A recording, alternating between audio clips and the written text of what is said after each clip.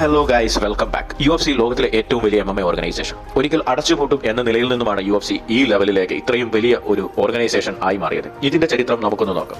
1993 ഇങ്ങനെയൊരു ആശയം രൂപം കൊണ്ടത്. യഥാർത്ഥ ഫൈറ്റിൽ ഏറ്റവും ഫലപ്രദമായ മാർഷൽ ആർട്സ് ഏതാണ് എന്ന് നിർണ്ണയിക്കുവാൻ ഒരു ഇവന്റ് ആരംഭിക്കുക. അങ്ങനെയാണ് ആർട്ട് ഡേവി, റോറിയൻ ഗ്രേസി, ബോബ് മെറോവിറ്റ്സ് എന്നിവർ ചേർന്ന് ദി അൾട്ടിമേറ്റ് ഫൈറ്റിംഗ് ചാമ്പ്യൻഷിപ്പ് സ്ഥാപിച്ചത്.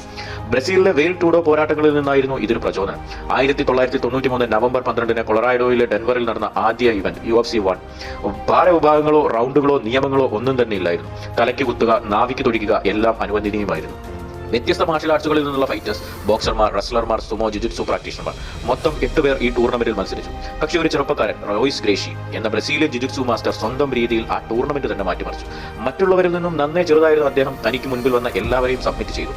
അങ്ങനെ വലിപ്പവും ബലവും മാത്രമല്ല വിജയത്തിനാവശ്യമായത് എന്ന് ഗ്രേസി തന്റെ തന്ത്രങ്ങൾ കൊണ്ട് ലോകത്തോട് വിളിച്ചു പറഞ്ഞു.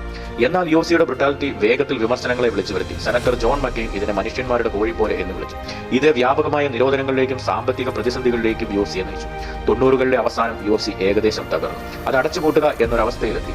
എന്നാൽ യുഎഫ്സിയുടെ പൊട്ടൻഷ്യൽ മനസ്സിലാക്കിയ ഡാന വൈറ്റ്, അദ്ദേഹം തന്റെ സുഹൃത്തുക്കളായ ഫ്രാങ്ക് ലൊറാൻസോ, കസിനോ മുതലാളിമാരാണിവർ, ഇവരോടൊപ്പം ചേർന്ന് 2001 യുഎഫ്സിയെ ഏകദേശം $2 ദശലക്ഷം വാങ്ങി. അന്ന് എല്ലാവരും പറഞ്ഞു, തകരാൻ പോകുന്ന ഒരു ബിസിനസ്സിലാണ് നിങ്ങൾ കാശ് മുടക്കുന്നതെന്ന്. പക്ഷേ അവർ UFC വാങ്ങി വെറുതെ ഇരിക്കുകയല്ല ചെയ്തത്. അവരുടെ നേതൃത്വത്തിൽ UFC റൂൾസ്, വെയിറ്റ് ക്ലാസസ്, ഗ്ലൗസുകൾ എന്നിവ കൊണ്ടുവന്നു. അത്ലറ്റിക് കമ്മീഷനെ കൊണ്ട് ഇതൊരു കായിക ഇനമാക്കി മാറ്റി. എങ്കിലും യുഎഫ്സിയുടെ വ്യൂവർഷിപ്പിന് യാതൊരു മാറ്റവും ഉണ്ടായില്ല. ഇത് ഡാനയെ വളരെയധികം ബാധിച്ചു. പക്ഷേ 2005 the ultimate fighter reality show അവർ നടത്തി. ആ ഷോയിലൂടെയാണ് ഇതിനൊരു വഴിത്തിരിവുണ്ടാകുന്നത്. അതിൽ ഫോറസ്റ്റ് ഗ്രിഫിൻ, സ്റ്റെഫാൻ ബോണർ ഇവർ തമ്മിലുള്ള ഫൈനൽ മാച്ച്. ഇത് UFC കോൺട്രാക്റ്റിനായുള്ളതായിരുന്നു.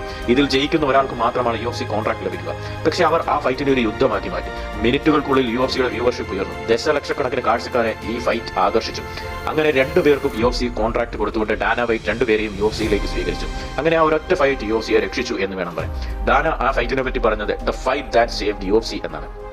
George Saint Pierre, Anderson Silva, Jon Jones തുടങ്ങിയ പുതിയ താരങ്ങൾ ഒക്ടഗൺ കീഴടക്കി തങ്ങളുടെ ആധിപത്യം സ്ഥാപിച്ചുകൊണ്ട് മുമ്പോട്ട് വന്നു. ഈ സമയത്ത് UFC പേപ്പർ വേ ഇവന്റുകൾ റെക്കോർഡുകൾ തകർത്ത് മുന്നേറുവാൻ തുടങ്ങി. ലോകം UFC ഇവന്റുകൾക്കായി കാത്തിരിക്കുവാൻ തുടങ്ങി. UFC ഫൈറ്റേഴ്സ് എല്ലാവർക്കും ചിരപരിചിതമായി തുടങ്ങി. 2016 ഈ കായിക ഇനം ഒരു $multi-billion ബിസിനസ് ആയി വളർന്നു. WWE ഓണേഴ്സായ എൻഡവർ UFC $4 ബില്യൺ വാങ്ങി. ഇത് ചരിത്രത്തിലെ ഏറ്റവും വലിയ കായിക ഏറ്റെടുപ്പുകളിൽ ഒന്നായി മാറി. മുമ്പ് UFCയുടെ 9% ഉടമസ്ഥതയുണ്ടായിരുന്ന ഡാന വൈറ്റ് ഈ വിൽപ്പനയിൽ $360 ദശലക്ഷം കൂടുതൽ നേടി. UFCയിലെ ഏറ്റവും കൂടുതൽ ആളുകൾ കണ്ട പേപ്പർ വ്യൂ ഇവന്റ് കബീബും മഗ്രേഗറും തമ്മിലുള്ള UFC 229 ആണ്. 2.4 ദശലക്ഷം വിൽപ്പനയോടെ UFC ചരിത്രത്തിലെ ഏറ്റവും ഉയർന്ന പേപ്പർ വ്യൂ ഇവന്റായി മാറിയത്. ഇന്ന് UFC ഒരു ആഗോള ശക്തിയാണ്. ലോകമെമ്പാടുമുള്ള രാജ്യങ്ങളിൽ ഇവന്റുകൾ നടത്തുന്നു.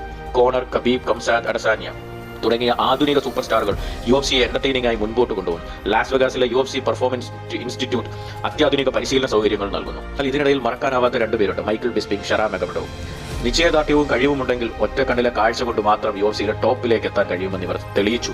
യുഎഫ്സിയുടെ വൈൽഡായിട്ടുള്ള നിയമങ്ങളില്ലാത്ത ഒരു തുടക്കത്തിൽ നിന്ന് ഒരു $multi-billion സാമ്രാജ്യം കെട്ടിപ്പടുത്ത യാത്രയിൽ വിവാദങ്ങളുടെയും അവരുടെ സ്ഥിരോത്സാഹത്തിന്റെയും അന്തിമ വിജയത്തിന്റെയും കഥയാണുള്ളത്. ഇപ്പോൾ ലോകത്തിലെ ഏറ്റവും വേഗത്തിൽ വളരുന്ന കായിക ഇനമായി MMA മാറുവാൻ കാരണം ഈ ഓർഗനൈസേഷനാണ്.